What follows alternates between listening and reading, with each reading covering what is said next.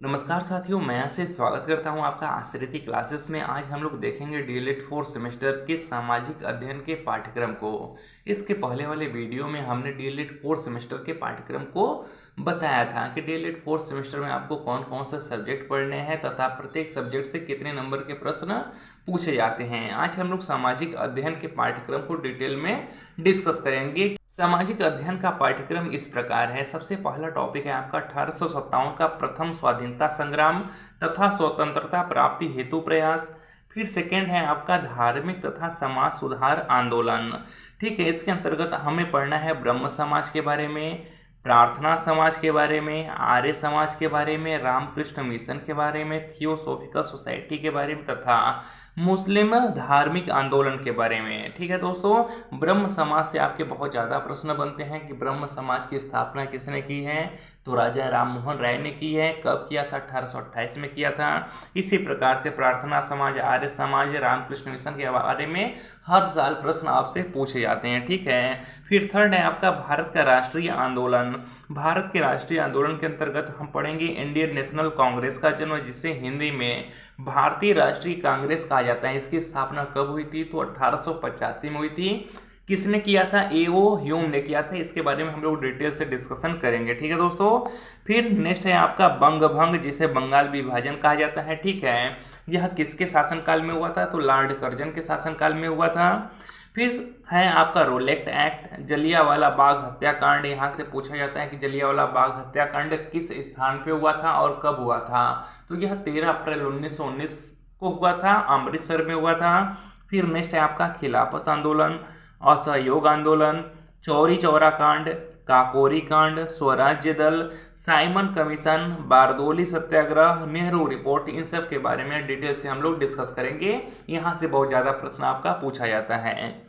अगर हम बात करें कि अगर 50 नंबर का आपका एसएसटी पूछा जाता है तो जिसमें से 25 नंबर आपका हिस्ट्री ही कवर करता है। ठीक है दोस्तों, तो आपका इतिहास बहुत ही ज़्यादा इंपॉर्टेंट हो जाता है यूपी डीएलएड के लिए। ठीक है, फिर नेक्स्ट है फोर्थ है कि पूर्ण स्वतंत्रता की मांग, जिन्ना की 14 शर्तें, सविनय अवज्ञा आंदोलन, प्रथम गोलमेज सम्मेलन, गांधी इरविन समझौता, द्वितीय गोलमेज सम्मेलन, पूना पैक्ट, भारत छोड़ो आंदोलन तथा स्वतंत्रता की प्राप्ति। ठीक है, फिर नेक्स्ट है भारतीय राष्ट्रीय आंदोलन के प्रमुख उदार एवं उग्र राष्ट्रवादी नेताओं का योगदान। यानी कि भारतीय राष्ट्रीय आंदोलन में उग्र नेताओं का क्या योगदान रहा, उदारवादी नेताओं का क्या योगदान रहा। ठीक है, इनके अंतर्गत हम लोग पढ़ेंगे महात्मा गांधी जी के बारे में, जवाहरलाल नेहरू जी के बारे में, गोपाल कृष्ण गोखले के बारे में, दादा भाई नौरोजी के बारे में, सुभाष चंद्र बोस के बारे में तथा लोकमान्य बाल गंगाधर तिलक जी के बारे में तथा लाला लाजपत राय के बारे में। ठीक है, यहाँ पर देखिए आपका हिस्ट्री का सिलेबस खत्म हुआ दोस्तों। अब यहाँ से आपका भूगोल शुरू हो जाता है। ठीक है, भूगोल के अंतर्गत हम पढ़ेंगे जलवायु एवं मौसम में अंतर एवं जलवायु को प्रभावित करने वाले तत्व। यानी कि जलवायु तथा मौसम में क्या अंतर है और जलवायु को कौन कौन से कारक प्रभावित करते हैं।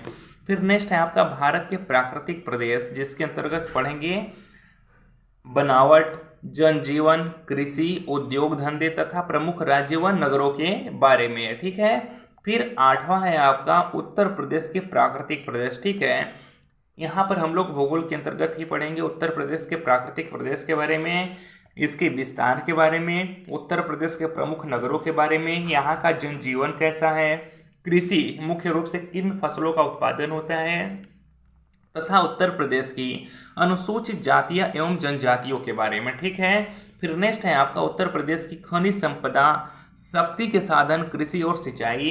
फिर नेक्स्ट है उत्तर प्रदेश के प्रमुख आयात निर्यात एवं उनका उत्तर प्रदेश की अर्थव्यवस्था पर क्या प्रभाव पड़ता है, इसके बारे में। ठीक है, फिर नेक्स्ट है उत्तर प्रदेश की सांस्कृतिक विरासत, जिसके अंतर्गत हम लोग पढ़ेंगे पुरातात्विक विरासत, कलाएं, मेले एवं त्योहार तथा तीर्थ स्थान और विरासत का संरक्षण के बारे में। ठीक है, फिर नेक्स्ट है आपका पर्यावरण प्रदूषण।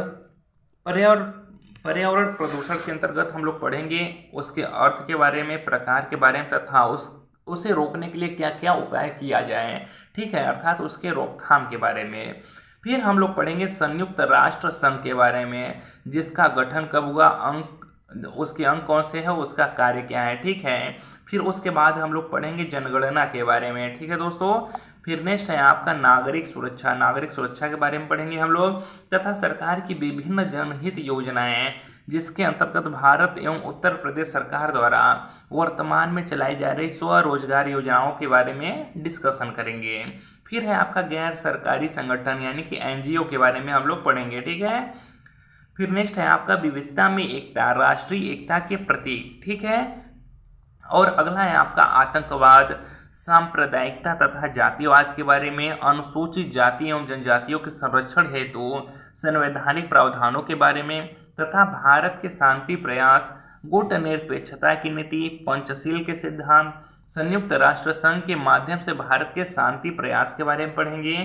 तथा अगला है आपका भारतीय अर्थव्यवस्था के समक्ष प्रमुख चुनौतियों के बारे में पढ़ेंगे कि भारत की जो अर्थव्यवस्था है उसके सामने सबसे प्रमुख कौन कौन सी चुनौतियां हैं, कौन कौन से चैलेंजेस हैं। तो कौन कौन से हैं, वह है आपकी गरीबी, जनसंख्या वृद्धि, जनसंख्या का घनत्व, माल्थस का जनसंख्या का सिद्धांत, जनसंख्या वृद्धि, आर्थिक विकास में बाधक, भारत में जननांकीय प्रवृत्तियां, जन्म एवं मृत्यु दर, लिंग अनुपात, भारत की राष्ट्रीय जनसंख्या नीति, ठीक है। फिर नेक्स्ट है आपका भारत में गरीबी के कारण कौन कौन से हैं, भारत में गरीबी रेखा तथा गरीबी उन्मूलन कार्यक्रम कौन कौन से हैं, ठीक है। फिर नेक्स्ट है बेरोजगारी, बेरोजगारी के बारे में पढ़ेंगे कि बेरोजगारी के कौन कौन से प्रकार हैं, तथा बेरोजगारी उन्मूलन मतलब बेरोजगारी को दूर करने के लिए वर्तमान में सरकार द्वारा संचालित योजनाएं कौन कौन सी हैं, तथा साक्षरता दर के बारे में पढ़ेंगे, ठीक है। फिर अगला है आपका भारत में खाद्य सुरक्षा एवं सार्वजनिक वितरण प्रणाली, खाद्य सुरक्षा की समस्या, सार्वजनिक वितरण प्रणाली का उद्देश्य व प्रसार, तथा भारतीय खाद्य निगम, लक्षित सार्वजनिक वितरण योजना, एकीकृत बाल विकास योजनाएं, ICDS जिसे कहा जाता है शॉर्ट फॉर्म में, तथा दोपहर भोजन व्यवस्था जिसे MDM भी कहा जाता है, मिड डे मील भी कहा जाता है, ठीक है। तथा राष्ट्रीय खाद्य सुरक्षा विधेयक के बारे में। फिर नेक्स्ट है भूमंडलीकरण तथा सांख्यिकी का परिचय तथा आंकड़ों का प्रदर्शन व महत्व, तथा समांतर माध्यम माध्यिका व बहुलक के बारे में पढ़ेंगे, ठीक है दोस्तों। इतना हमारा सिलेबस रहा किसका, SST का सामाजिक अध्ययन का, ठीक है। नेक्स्ट वीडियो में हम लोग डिस्कस करेंगे 1857 के प्रथम स्वाधीनता संग्राम तथा स्वतंत्रता प्राप्ति हेतु कौन कौन से प्रयास किए गए हैं इसके बारे में, ठीक है दोस्तों। अगर वीडियो अच्छा लगा हो तो वीडियो को लाइक और चैनल को सब्सक्राइब करिएगा।